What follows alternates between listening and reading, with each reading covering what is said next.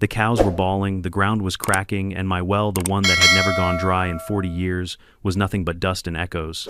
I remember standing there under the blazing Texas sun, the heat shimmering off the soil, my throat tighter than a rusted faucet. My irrigation pipes hissed out air instead of water. And just across the fence, I could hear its sprinklers, ticking fountains, splashing, and the laughter of HOA families cooling off under water I no longer had. That's when I realized this wasn't a drought. This was theft.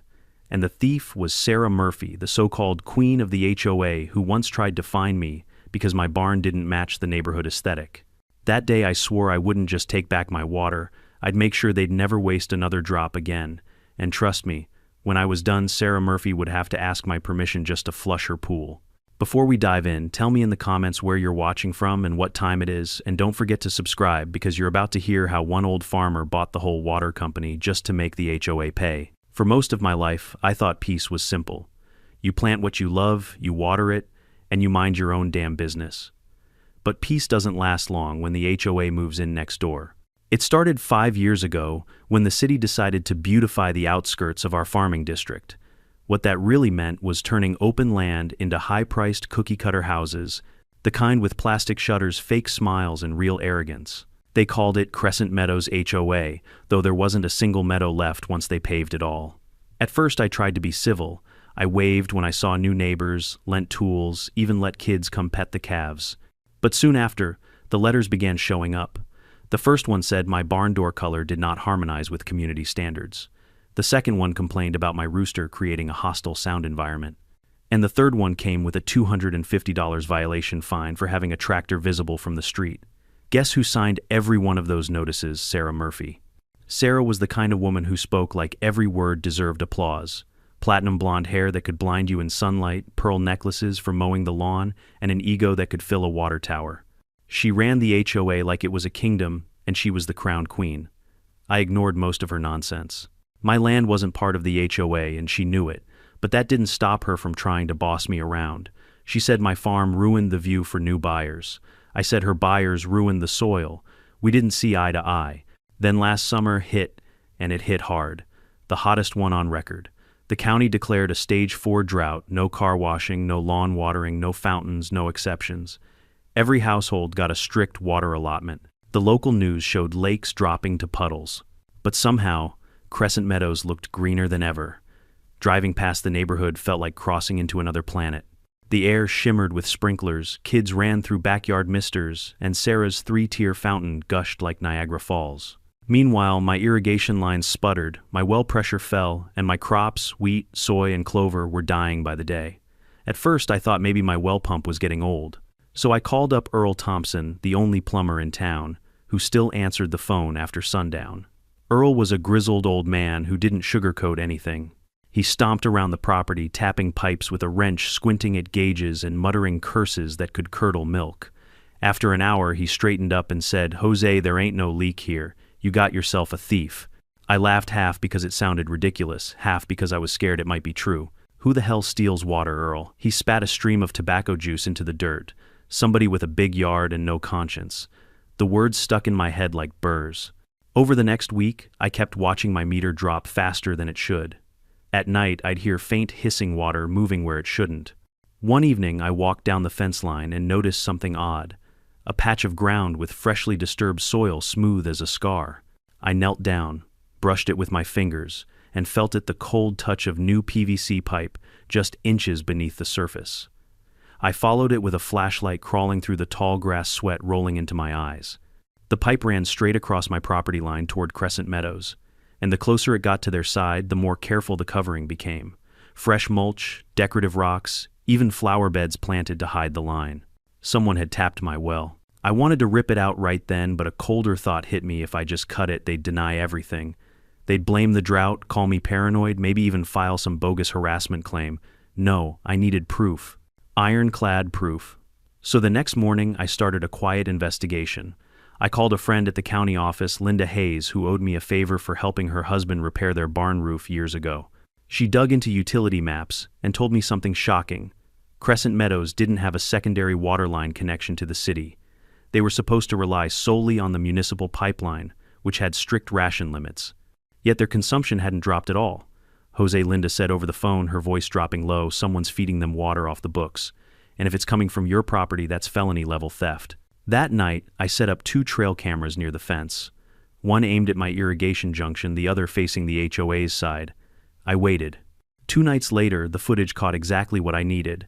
A hired contractor from the HOA maintenance crew checking the underground pipe with a flashlight, twisting a valve that redirected water flow toward their sprinkler system. He even wore a safety vest with Crescent Meadows HOA printed across the back. I felt my pulse pound in my temples. My hands were shaking, not with fear, with fury. Sarah Murphy had taken things too far. It wasn't just stealing water, it was stealing the lifeblood of my farm. My family's legacy. My father dug that well himself before I was born. We'd survived storms, locusts, and fire. But I never thought I'd lose water to entitlement. Still, I didn't blow up. I didn't storm over the fence. That's what Sarah would expect, a hot-headed old farmer losing control. No, this time I'd fight smart. So I drove into town, parked across from the local cafe, and started asking quiet questions. I found out that Clearstream Utilities, the private water company that served our area, was in trouble. The owner, a man named Daniel Brooks, was behind on taxes and looking for buyers. The HOA was his biggest customer and his biggest headache, always late on payments and full of demands. An idea began to form. A crazy one, sure, but the kind of crazy that makes people remember your name. If Sarah thought she could steal my water, what would she do when I owned hers? That night, sitting on my porch with the stars above me and the dead earth beneath, I made a promise I wasn't going to yell, argue, or complain. I was going to end this with precision, legally, quietly, permanently, and the first step would be to let her drown herself in arrogance. So I waited. I watched as Sarah's fountain kept running, her grass stayed green, and her HOA bragged about being the most sustainable neighborhood in the county. They had no idea their time was running out, and the man they'd mocked for years was already learning how to turn their tap off. It was just past midnight when I decided to follow the pipe. The moon was high, painting silver over my dead fields, and the air felt heavy with dust and anger. I grabbed my old flashlight, my gloves, and the kind of patience only a lifetime of farming can teach you. The path along the fence line was quiet, too quiet. The cicadas had stopped singing, like even they didn't want to interrupt whatever justice was about to happen. My boots sank into soft soil, freshly disturbed. That was the first sign. Someone had been digging here recently. I got down on one knee, brushed aside a layer of mulch, and found it the thin white stripe of PVC pipe running right beneath my property. It looked new, too clean. I followed it, crawling between the fence posts, brushing dirt off every few feet. Each time my heart pounded a little faster, and then I saw where it led. Across the boundary line, just past a cluster of decorative shrubs, stood a small shed HOA property. It had a lock, a brand new water pressure gauge, and a silent hum coming from beneath. My beam of light caught a shiny metal valve inside through a vent hole. That's when I knew. My well was feeding their entire irrigation system. I felt that kind of cold fury that doesn't burn, it freezes. I sat there for a long time watching the shed, my jaw locked so tight it hurt. I could almost hear Sarah Murphy's smug laugh echoing from her porch across the way. The woman had literally tapped my lifeline, but storming over there and yelling wouldn't solve anything. Sarah was too slick. She'd twist it around, call the HOA lawyer, maybe even accuse me of tampering. No, I needed hard evidence, and I needed it legally. The next morning, I visited my friend Linda Hayes at the county resource office. She'd worked there for 20 years and trusted me enough to bend a few rules. When I told her what I'd found, her eyes widened. Jose, that's theft of utilities. If you can prove it, that HOA's in deep trouble. Can't just prove it, I said. Gotta make it stick. She nodded, pulling up property blueprints on her computer. Here. The official line from your well stops right here at the property border. Anything beyond this, she tapped the screen. Illegal. Then she leaned closer. Funny thing though, the HOA applied for a landscaping permit 6 months ago. Approved for non-water improvements only. No irrigation infrastructure. My lips curved into a slow grin. So they lied on the permit too. That night, I went full detective mode. I borrowed a small inspection camera from a buddy at the hardware store, ran it along my pipe junction, and recorded everything. The footage showed the split in my water line where their unauthorized pipe connected. Clean, new, and deliberate. To make sure it wasn't just a visual fluke, I turned off my main valve for a minute, and right on cue, their sprinkler system shut down. I turned it back on, and within seconds, the sound of water spraying returned from their side of the fence. Gotcha. But I still didn't move. Not yet. I wanted to see how deep this arrogance ran. So for 3 more days I watched, documented, and waited. And what I saw made my blood boil and my plan sharpen at the same time. Sarah had the nerve to host an HOA water efficiency event right there in her green backyard, while using my water to fill her koi pond for a photo op. There she was in her sun hat and floral dress, lecturing homeowners about conservation while fountains bubbled behind her. Every time she said, "We all have to do our part," I nearly broke my camera laughing. But anger without strategy is useless. So I decided to get professional help. I drove to see Mark Reynolds, an old friend and co-op manager who'd handled irrigation disputes for decades. Mark was the kind of man who'd seen every dirty trick in property management. After hearing me out, he leaned back in his chair, arms crossed. "You're sitting on a goldmine of proof, Jose. But before you go to the county, let's make sure they hang themselves with it." I frowned. Meaning, let 'em think they got away with it. Keep recording. When they realize the water's not infinite, they'll start getting desperate. That's when they'll make mistakes, big ones. I didn't like waiting, but Mark was right, so I kept quiet. Then the mistake came faster than either of us expected. 2 weeks later, I noticed a new trench dug near the shared access road. At first glance, it looked like a repair project. But when I checked the permit records online, there were none. Turns out the HOA had hired another contractor, this time to install a secondary feeder line toward their clubhouse. They were expanding the theft. That was the last straw. I went out early the next morning before sunrise. The mist clung low over the fields as I approached the junction. I shut off the valve connecting my main well to their illegal branch, then attached a high-pressure lock cap that couldn't be removed without tools. For good measure, I installed a tiny motion camera aimed right at the buried connection. By noon, chaos had erupted across Crescent Meadows. I sat on my porch sipping black coffee as sprinklers hissed to silence and fountains sputtered dry. A dozen homeowners ran around their yards like panicked pigeons. From my chair, I could see Sarah Murphy standing in the middle of her front lawn phone, in one hand garden hose in the other, looking like she'd just discovered fire wasn't hot anymore. She called someone, probably her maintenance guy, and within 20 minutes, a white truck pulled up. The worker crouched down near the fence, checking the connection. Then the best part, the camera caught him staring into the pipe with confusion before turning to Sarah and shaking his head. No water. Sarah stomped her heels into the dirt, shouting something I couldn't hear but could easily imagine. Something like, "Do you know who I am? Or fix it now." Oh, I knew exactly who she was. And she was about to find out exactly who I was too. That night, I reviewed the footage and sent copies to both the county water authority and the local sheriff's office, attaching a note. Unauthorized water diversion confirmed. Evidence attached. Source private well registered under Jose Flores. It felt like dropping a match on a puddle of gasoline. Within 48 hours, county inspectors arrived at Crescent Meadows. I wasn't there, but I didn't have to be. The HOA's private Facebook page, which I'd been accidentally invited to through a neighbor, exploded with posts. Anyone else's lawn not getting water. Does anyone know why there are government trucks outside Sarah's house? Did we lose access to the well? The best comment came from one homeowner, wait, whose well? The next day, the county officially fined the HOA for illegal water diversion, pending investigation. Sarah tried to spin it, claiming it was all a misunderstanding, that they didn't know the source was private. But the video didn't lie. Neither did the permits. Her first move after the fine was the most predictable one. She came to me. I was fixing a fence post when I heard her voice behind me. "Jose, we need to talk." I turned slowly, wiped sweat off my forehead, and gave her the kind of polite nod that makes people nervous. She was standing there in designer sunglasses and sandals that looked allergic to dirt. "There's been a mix-up with the irrigation system," she said, smiling too wide. "Maybe your plumbing connected wrong. I'm sure it was just a mistake." "A mistake," I said, leaning on the shovel that pumps water uphill, across property lines, under 2 fences, and into your fountain. Her smile faltered.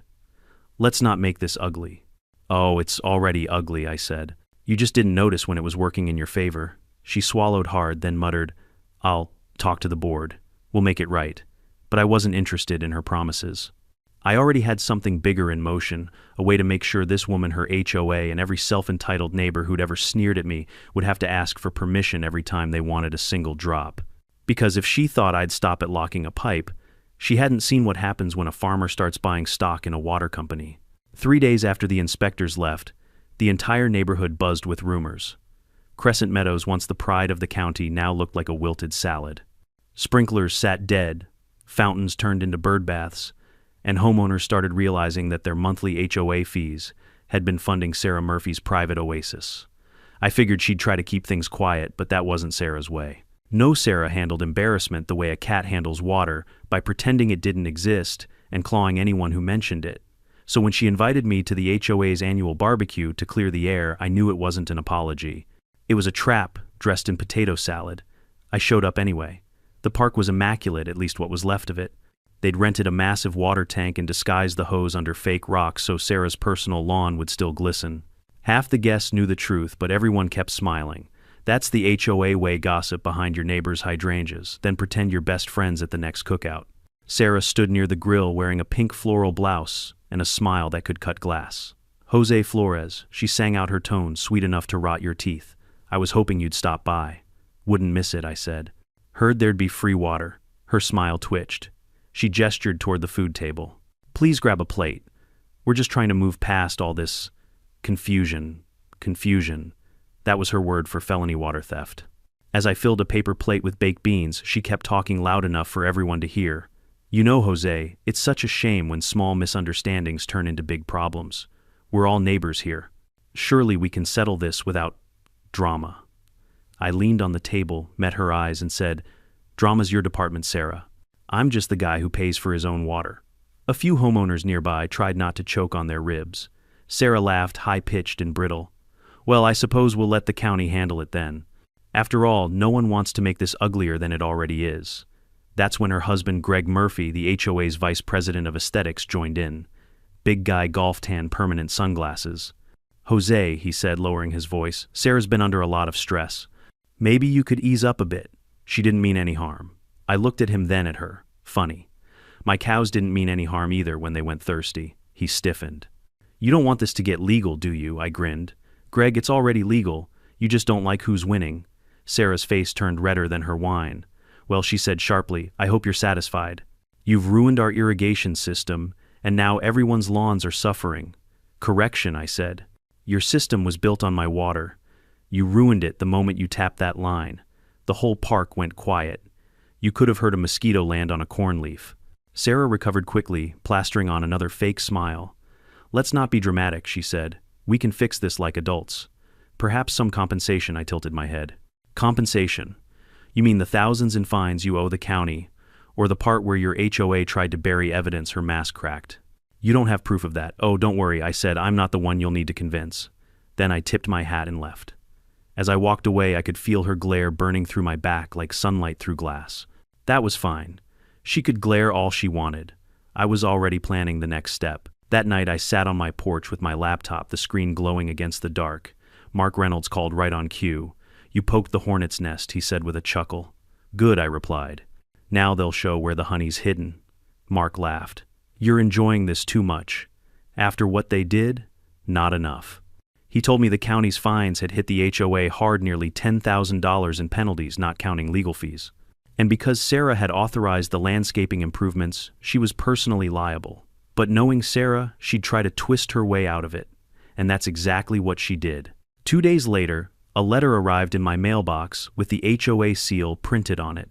It read, "Dear Mr. Flores, after careful consideration, Crescent Meadows HOA has decided to pursue civil mediation to address the alleged water diversion issue. We believe cooperation will serve both parties. Sincerely, Sarah Murphy, HOA President." I read it twice and laughed out loud. Cooperation. That word coming from Sarah was like hearing a cat promise to share its dinner. I wasn't interested in mediation. I wanted exposure, the kind you can't PR spin away. So I started talking to Daniel Brooks, the struggling owner of Clearstream Utilities. We'd met before years back when he came to inspect my meter. He remembered me and remembered how much trouble the HOA gave his company over special requests and unpaid invoices. When I mentioned that, I was interested in investing. His eyes lit up. "Jose, you serious? We've been looking for partners to keep this place afloat." "I'm not just serious," I said. "I want control." He hesitated. "Control? You mean if I buy in, I want the authority to enforce water distribution policies fairly. And I don't want that HOA getting a drop more than they pay for." Daniel nodded slowly. "Well, the board's meeting next week. You might just get your wish." Meanwhile, back at Crescent Meadows, Sarah was losing her kingdom. The grass in front of her house had faded to a dull yellow, her koi pond was a cracked basin, and the grand three-tier fountain now stood dry, collecting dust and dead leaves. I passed by one afternoon and caught her standing there, hands on hips, glaring at the fountain like it had betrayed her personally. "Problems with the plumbing?" I asked from the truck window. She jumped, clearly startled. "Mind your own business, Jose." "Oh, I am," I said, nodding toward her dead lawn. "This is my business." She turned away, muttering something about lawsuits. But what really broke her wasn't the lawn, it was the neighbors. Once the fines rolled in, HOA members started asking questions. Why were their fees so high? Why had Sarah insisted on managing the water system herself? Why was there no record of a city permit for the irrigation expansion? At the next HOA meeting, half the board resigned. The rest demanded transparency. Sarah tried to regain control by calling for a re-election, but the residents voted no confidence unanimously. The queen had lost her crown. And she didn't even know the worst part yet, that I was about to become her water supplier. When Daniel called the following week, his tone was pure relief. "Jose, the board approved the sale. You're now majority shareholder of Clearstream Utilities." I nearly dropped my coffee. "You're serious?" "Signed and sealed this morning." "Congrats, partner." I leaned back in my chair, staring out across the parched fields that had caused me so much grief. The irony was delicious. The next morning, I drafted an official company memo titled Revised Water Distribution Policy for Drought Conditions. It read simply, "Effective immediately, all non-agricultural entities under Clearstream Utilities will be subject to strict drought restrictions. Excessive lawn irrigation and ornamental water features are prohibited until further notice. Violations will result in suspension of service." Guess which HOA fell squarely under non-agricultural Crescent Meadows?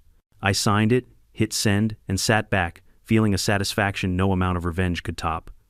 The next phase had begun, the one where Sarah Murphy finally learned that you don't mess with a man who owns the faucet. And for the first time in weeks, I slept like a man who knew the water would be waiting for him come morning. The sun rose over my fields like molten copper that morning. For the first time in months, I felt a strange peace, the kind that comes when you finally hold the steering wheel of your own destiny. The air was still dry, but inside my chest, it felt like a storm about to break. I owned the water company now. Let that sink in. The same old man Sarah Murphy, once called a stubborn dirt farmer, was now the one signing her water bills, and she didn't know it. Not yet, but she was about to find out in the most poetic way possible. The moment my new drought policy went public, the HOA email chains lit up like a Christmas tree on fire. I'd set it up so that every Clearstream customer got a notice at the same time. The subject line was simple: water restriction alert, effective immediately. Underneath the message explained how excessive outdoor water use, especially for aesthetic landscaping and fountains, was prohibited until further notice. Violators would face disconnection or fines. Within hours, the Crescent Meadows group chat was chaos. I didn't have to imagine the messages. My buddy Linda at the county office was still in their chat for monitoring purposes. She sent me screenshots. "Is this real? No fountains. How are we supposed to maintain property value? We pay for water. We deserve access. Call Sarah. She'll fix it. Oh, Sarah." She didn't take long to react. The very next day, I received a formal complaint email from Crescent Meadows HOA addressed to Clearstream Utilities Corporate Division, which in reality was just me and one tired secretary named Jolene, who worked part-time out of the office downtown. The email read, "Dear Clearstream, the new water restrictions are unacceptable. Our community maintains high standards that depend on proper irrigation and landscape upkeep. We demand exemption from these limitations. Failure to comply will result in legal action. Sincerely, Sarah Murphy, HOA President." I laughed so hard I nearly spilled my coffee. Jolene, bless her heart, printed the email out and brought it to my desk, shaking her head. "Boss, you want me to handle this one?" I nodded. "Yep, send her our standard response." That response was simple. Per county drought regulation, no exemptions will be granted. Continued violation will lead to suspension of service. We sent it off, and I sat back imagining her expression when she read it. By Friday, reports started coming in. The Crescent Meadows sprinklers had gone dry again. This time, there was no secret well to save them. I made sure the Clearstream technicians installed metering valves across the HOA's entire zone. If anyone tried to override the flow rate, the system would automatically cut pressure to zero. That night I poured myself a whiskey and walked out to the fence. From my property I could see Sarah's grand fountain in the moonlight, silent, cracked, and gray. The Queen's crown was gathering dust. Then I heard it, voices muffled and angry coming from her yard. "Sarah, the grass is dying. This is out of control. You said we'd have water back by the weekend." I smiled. The rebellion had begun. By Monday, it wasn't just whispers anymore, it was open war inside the HOA. I got the full picture from Linda, who loved every second of it. Sarah called an emergency meeting in the community hall. Homeowners packed the room sweaty and furious. The AC couldn't keep up with the crowd, and without water, even the decorative plants around the hall had wilted. Ladies and gentlemen, Sarah began trying to project calm. This is only temporary. I've spoken with the water company. Then why do we still have no water? Someone shouted. Because they're corrupt, Sarah snapped, slamming her palm on the table. This is retaliation by that farmer next door. He's behind all of this. Dozens of eyes turned toward her. You mean Jose Flores? A neighbor asked. The guy you said was paranoid, her voice wavered. He's manipulating the county, I'm sure of it. Another voice from the back, Sarah. They said the new policy came from Clearstream Utilities. That's not county. She opened her mouth, then closed it. Then fix it, someone else yelled. We pay dues. You said you had influence. Linda told me later that the meeting ended with Sarah storming out red-faced and humiliated while residents shouted after her. One even demanded she refund their HOA fees. By the next morning, half the neighborhood lawns had turned yellow, and local news trucks started circling like vultures. Around noon, my office phone rang. Jolene answered, then held the receiver toward me. It's her, she mouthed. I took the call. Mr. Flores. Her voice was tight, polite, and trembling. I assume you're aware of the chaos your company's policies have caused. I'm aware of the drought, I said, and the fact that some people still think fountains are more important than food crops. Her breath caught. You're enjoying this, aren't you? I'm enjoying fairness, I replied. Something the HOA could learn a thing or two about. Jose, please. Her tone softened, suddenly almost human. Our community can't survive like this. Property values are plummeting. The board is threatening to replace me. There has to be a compromise. I leaned back in my chair. You want compromise. Pay your outstanding fines. Apologize publicly.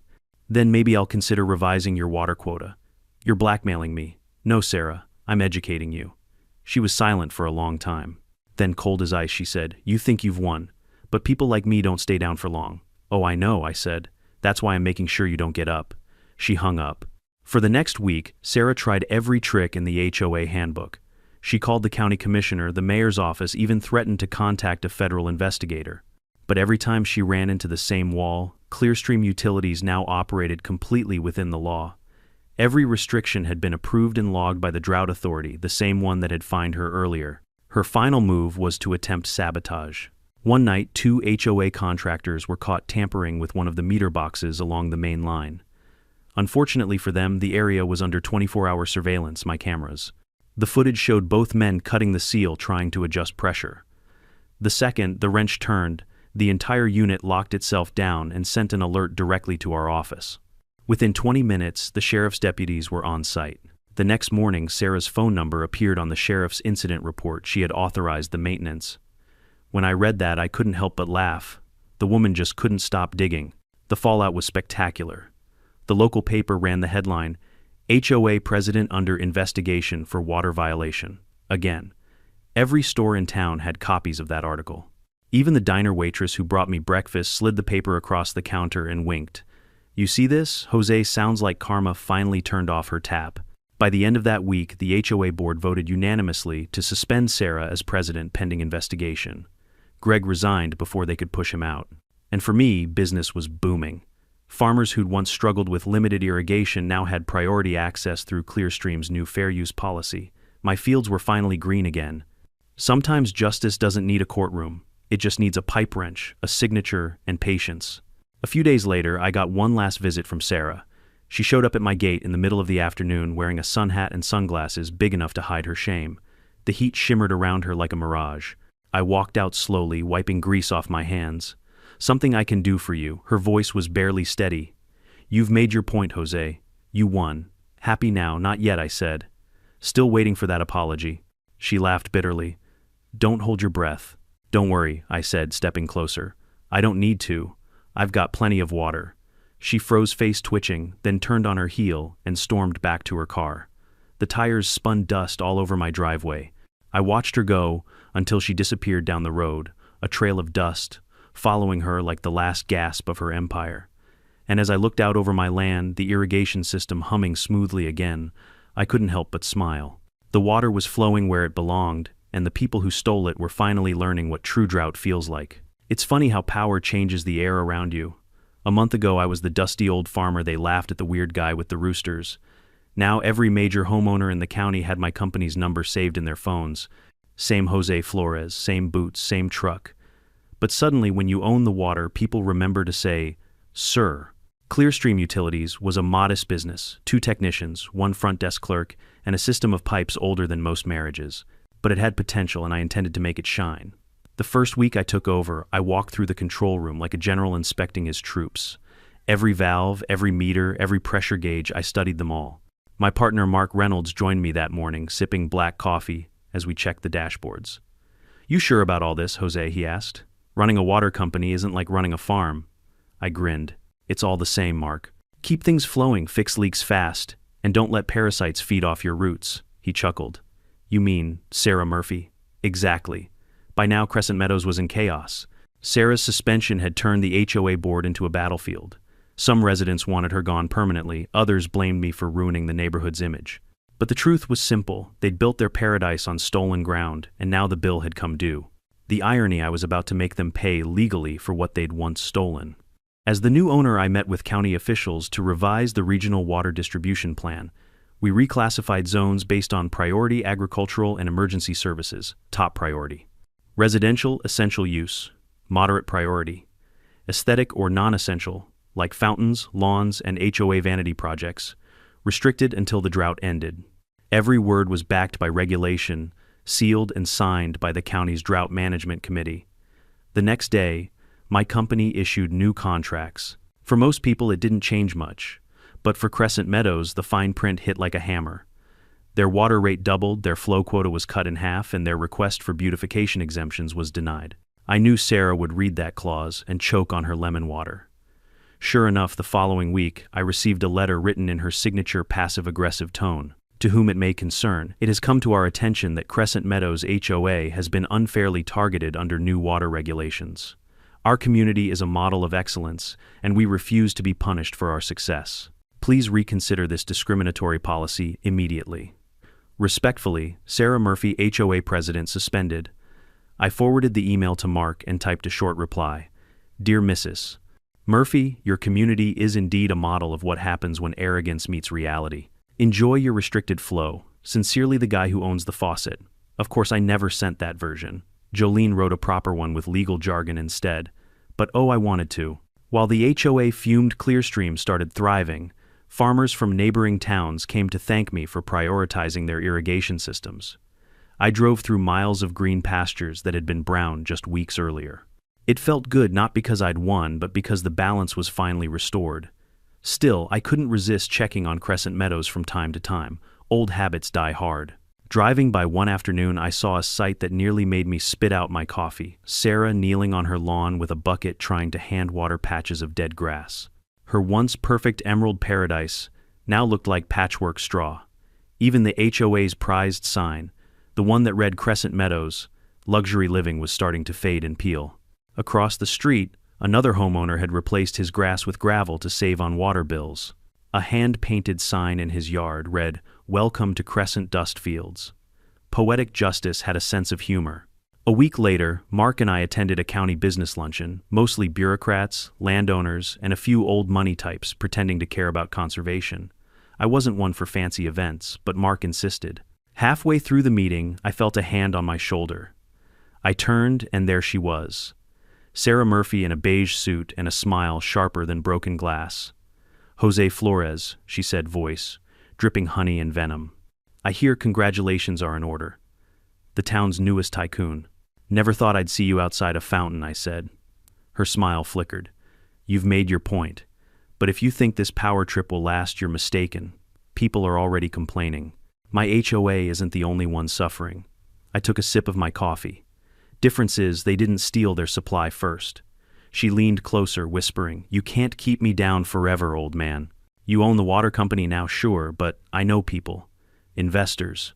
And when they buy it out, you'll be the one left thirsty." I leaned back calm as the ocean before a storm. "Then you better hope those investors like dealing with drought penalties, because Clearstream's not for sale. Ever." Her expression froze. "Oh, and Sarah," I added, If you really want your grass green again, try painting it. She left without another word. 2 weeks later, the county news ran a feature titled From Farmer to Flowmaster, How Jose Flores Changed Drought Management Forever. They called me a local hero. I didn't feel like one, I just did what needed doing. But I'll admit, seeing Sarah's HOA mentioned as an example of wasteful mismanagement was the cherry on top. Meanwhile, Crescent Meadows continued its slow public collapse. Without water for aesthetics, their property values tanked. Realtors pulled out. New buyers vanished. Residents started quitting the HOA entirely. The bylaws allowed dissolution if 60% of members voted for it. And after one particularly brutal summer week, that's exactly what happened. They called a meeting, and when the vote was counted, the Crescent Meadows HOA was officially dissolved. The association bank account was empty, the fines unpaid, and Sarah's signature was still on every invoice. She wasn't just broke, she was liable. I didn't hear from Sarah for a while after that. Then one night, Mark forwarded me a link from an online auction site. There it was, estate sale, Crescent Meadows Lot 47, former HOA president's residence. The pictures showed her once beautiful house, now stripped bare. The koi pond was gone, the fountain dismantled, the grass completely dead. The starting bid, half its original market price. I almost felt sorry for her. Almost. A month later, during a Clearstream shareholders meeting, one of my technicians brought me an envelope. Came for you personally, sir. No return address. I opened it. Inside was a single piece of stationery embossed with faint floral patterns. Sarah's handwriting neat but trembling. Jose, you've taken everything I had. I hope you're proud of yourself. Crescent Meadows is gone. My home is gone. But if it makes you feel better, you were right. We stole from you. I just never thought it would cost me this much. Sarah Murphy. I folded the letter carefully, placed it in my desk drawer, and said nothing. Revenge always sounds sweet until you taste the afterburn. But even then, I didn't regret it. Because this was never about vengeance. It was about justice, and about proving that even one old farmer can outsmart an empire built on arrogance. Still, as I looked out the window that evening and saw the lights of the town flicker against the dark horizon, I realized something strange. I didn't feel victorious anymore. Just done. The war was over. The wells were full again. And sometimes peace feels heavier than anger ever did. By late August, the heat had grown vicious again, the kind that made the sky shimmer like a mirage and turned every breath into dust. But this time I didn't worry. My wells were strong, my crops steady, and my irrigation lines hummed with steady pressure. For the first time in years, everything worked exactly as it should. Everything except Crescent Meadows. Their lawns were long gone. Their once green paradise now looked like a graveyard of dead turf and cracked pavement. The HOA sign that once boasted Crescent Meadows a premier community now hung crooked, half-buried in dust. I'd drive by, sometimes mostly out of habit, but also because I couldn't resist watching karma do her work. Sarah Murphy, however, was nowhere to be seen. After losing her house, she'd vanished from town. Word was she'd moved to a condo 2 counties away, where the rent included water and humiliation came free. The HOA was officially dead, dissolved by majority vote. The members who remained were too broke, too tired, or too embarrassed to fight anymore. Some houses were sold to new buyers, others stood empty. Without regular maintenance, the community's drainage system began failing. When the first big rainstorm hit in September, the streets flooded ankle-deep within minutes. I didn't take joy in seeing homes damaged, but I did see irony. They'd stolen water to make their lawns perfect, and now they had more of it than they could handle, the wrong kind in the wrong place. That's the way karma works. It doesn't take sides, just balance. Clearstream, meanwhile, was thriving. My fair use policies had become a county-wide model. Other towns adopted similar frameworks, prioritizing agriculture, emergency services, and responsible households. The local paper even called it the Flores Standard. Mark joked that I'd end up running for county commissioner someday. I told him I'd rather wrestle a bull than sit in another meeting with politicians. Still, I'll admit, it felt good seeing common sense win for once. But just when I thought the story had ended, karma handed me one last surprise. One morning, Jolene buzzed me from the front office. "Jose," she said, "we've got a visitor. Says it's urgent." I sighed. "Another HOA." "Not quite. She says her name's Emily Watson. Claims she used to live in Crescent Meadows." I told her to send the woman in. Emily looked to be in her early 30s, polite but exhausted. She clutched a small notebook in her hands like it was her last line of defense. "Mr. Flores," she said softly, I don't mean to intrude, but I used to be Sarah Murphy's secretary for the HOA. That got my attention. Oh, she nodded quickly. I'm not here to defend her. Quite the opposite. I quit after the investigation started. But there's something you should know. She opened her notebook and slid a few papers across my desk, old HOA meeting minutes, signed invoices, and receipts for maintenance work. Every one of them was connected to the illegal water connection Sarah had authorized months before the theft was discovered. She tried to pin the whole thing on the contractors, Emily said, but I found these in the archives. She signed every approval herself. She even wrote a memo saying the water diversion plan will be reimbursed quietly once drought ends. I flipped through the pages. The handwriting matched the letter she'd sent me weeks ago. Same neat, cursive, same arrogance hidden behind tidy pen strokes. I looked up. Why bring this to me now? Emily hesitated. Because I heard she's suing the county. My eyebrows shot up. You're joking. She's claiming her reputation was destroyed unfairly, that the water theft investigation was mishandled. She's blaming you, the county, and even Clearstream. I sat back in my chair, letting out a long, tired laugh. That woman's got more nerve than a copperhead. Emily shrugged. I thought you'd want to know before it hits the news. And she was right. By the following week, Sarah Murphy was back in the headlines, not as the villain, but as the self-proclaimed victim of corruption and conspiracy. Her new lawyer was some city hotshot named Blake Carson, famous for representing developers in environmental cases. He went on local TV and called me a vindictive farmer abusing his corporate position. I nearly spit out my coffee when I heard that. But instead of getting angry, I smiled. Let them come. I had the receipts literally. The hearing took place in the county courthouse, a small red brick building that smelled like old paper and stale coffee. Reporters gathered outside, microphones pointed like bayonets.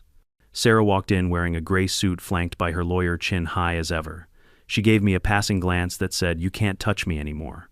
I sat quietly in the back row, wearing my cleanest shirt and oldest hat, a reminder of who I was before all this nonsense started. When her lawyer began his speech, he painted a picture of tragedy. My client, Mrs. Sarah Murphy, is a respected community leader whose life was ruined by a smear campaign led by a powerful local businessman. Powerful businessman.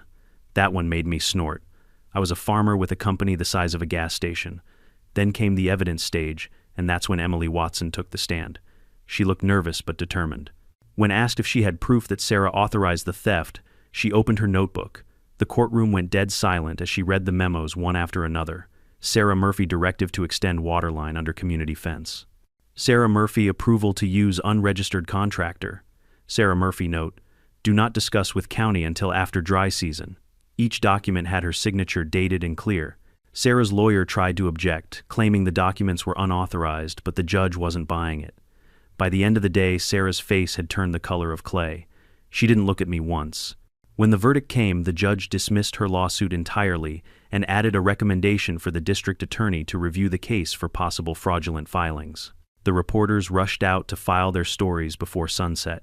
I walked out quietly, but one of them caught me at the door. "Mr. Flores," a young woman called out. "Any comment on today's outcome?" I smiled and tipped my hat. "Water always finds its level, ma'am. Guess justice does too." The next day's headline read, "Former HOA president loses lawsuit, evidence shows she orchestrated theft." And just like that, Sarah Murphy was finished for good. Over the next few months, the remnants of Crescent Meadows slowly disappeared. Developers bought the land cheap, bulldozed the dead yards, and started building smaller, more sustainable homes. This time, the community would run on a water-sharing model under Clearstream supervision, of course. One of the new buyers, a young couple named Daniel and Elise Ford, stopped by my farm to thank me. "We heard about what happened," Daniel said. "You basically saved this whole region from running dry." I shook his hand. "Just doing what's right. Learn from their mistakes, don't build on vanity." He laughed. "Don't worry, we're putting in cactus and gravel. Smart kid." Late one evening, I drove past the construction site that used to be Crescent Meadows. The old fountain was gone, replaced by a dry rock garden. The streets were empty, except for a few deer wandering near the lots. For the first time, the land looked peaceful, like it could finally breathe again. I parked for a while, watching the twilight settle. A gentle wind rolled through, carrying the faint scent of wet soil from my fields. The cycle had come full circle, the thief was gone, the balance restored, and the water back where it belonged. Still, I couldn't help but whisper to the night, "Rest easy, Sarah. You finally learned you can't steal from the land and expect it not to take something back." And with that, I started the truck, and headed home, headlights cutting through the quiet dark, the sound of running water from my irrigation lines humming like a lullaby. A year later, if you drove down County Road 46, you wouldn't recognize Crescent Meadows. The grand iron gate with gold lettering was gone. The streets had been renamed, the fountains torn down, and the entrance now had a simple wooden sign, Willow Bend Community Sustainable Living. Where Sarah Murphy's manicured lawns once gleamed, there were now raised garden beds and rainwater barrels. The HOA had been replaced by a co-op committee, and Clearstream Utilities managed the new irrigation schedule. Every house used just what it needed, nothing more. Sometimes I'd stop there in my truck just to watch. Kids chased each other around gravel paths, the air smelled faintly of basil and soil, and for the first time in years that place felt real. Funny thing, the land always remembers who treats it right. Clearstream kept growing. With Mark's help, we expanded the pipeline infrastructure, added solar-powered pumps, and cut costs for rural farmers. What once was a struggling water company now had a waiting list of clients. My name apparently had become synonymous with accountability. I wasn't a businessman by nature. I was a farmer who believed in cause and effect. Plant right, harvest right, water, justice, life, it's all the same cycle. But still, I'd get those letters. People writing from out of town asking, "Are you really the man who bought the water company to get back at the HOA?" I'd laugh and write back, "Yes, but revenge wasn't the point. It was education with a flow meter." One morning that spring, I got a visit from an unfamiliar car, a dark blue sedan, pulling up my gravel driveway. The driver stepped out, a middle-aged woman with short hair, neat posture, and a hesitant smile. "Mr. Flores," she asked. "That's me," I said, lowering my shovel. "You selling something?" She shook her head. "No, sir. I'm actually here on behalf of someone else. Sarah Murphy." I froze, staring for a moment before I spoke. Didn't expect to hear that name again. She asked me to deliver this. The woman handed me a thick envelope, then nodded politely and left without another word. I turned it over in my hands for a long while before opening it. Inside was a short letter and a cashier's check, $5,000. "Jose, I sold what little I had left. Consider this, what I owed you from the beginning, for the fines, the trouble, and maybe a fraction of the peace I cost you. I'm not asking for forgiveness, just closure. I live quietly now. No lawns, no fountains. I started volunteering at a community garden we teach kids how to grow with less water. It feels strange, but it feels right. Maybe this is what it was always meant to be. Sarah Murphy." I set the letter down slowly, the edges trembling slightly in my hands. For the first time, I didn't feel anger when I thought of her. Just a strange kind of calm. Like maybe after all that noise, something finally found balance. I deposited the check the next day, not into my account, but into the community co-op's fund. It went toward building another shared irrigation system. Sarah's debt, in a way, watered new life. By midsummer, the county held a water stewardship celebration. Local families, farmers, and city officials gathered to mark the first full year without a single drought violation. Mark insisted I come. "You're the reason this all started, Jose," he said. "You can't hide behind the farm forever." So I went. The event was held on the very edge of what used to be Crescent Meadows, now a lush community garden filled with vegetables, herbs, and wildflowers. There was no stage, no champagne, just picnic tables and honest smiles. When it came time for speeches, the mayor introduced me with a grin. "Ladies and gentlemen, please welcome the man who reminded us that water is life and not a luxury." I cleared my throat, stepped up, and looked at the crowd. The sun was setting, throwing golden light across the field, glinting off the water barrels that shimmered quietly along the edges. "I'm not a speaker," I began. "I'm just a man who got tired of watching good things go to waste. When this all started, I thought I was fighting for my land. But really, I was fighting for respect, for the water, for the work, for what feeds us all." I paused, letting the words settle. "See, water doesn't care who you are. It doesn't bow to money or rules or pride. It just moves steady, quiet, relentless. You can steal it, you can hoard it, but sooner or later it'll find its way home. It always does." The crowd was silent for a moment, then broke into applause. As I stepped down, a little boy tugged my sleeve. "Mister, is it true you bought a whole company just to stop the bad guys?" I chuckled. Sort of kid. But I didn't stop them. The truth did. I just gave it a push. He grinned, holding a small plant pot. "We're growing peppers today. You want one?" I took it, feeling the damp soil in my hand, and smiled. "Sure thing. Every bit counts." That night, after everyone went home, I stayed behind for a while, sitting on the tailgate of my truck.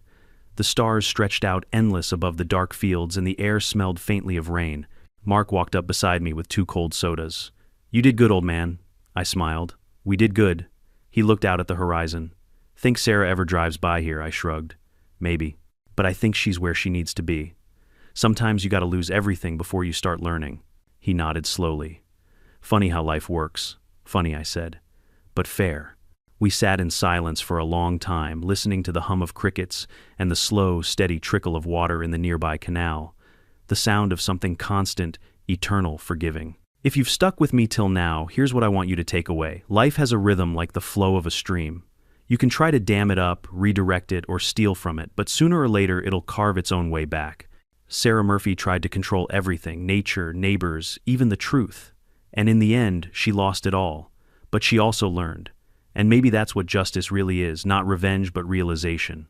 So wherever you're watching from tonight, take a second to think about what's worth protecting: your home, your land, your peace, and remember that fairness doesn't shout, it flows. If you enjoyed this story, tell me where you're watching from and what time it is. And don't forget to subscribe, because in this world of crazy HOAs, there's always another story waiting just down the fence line.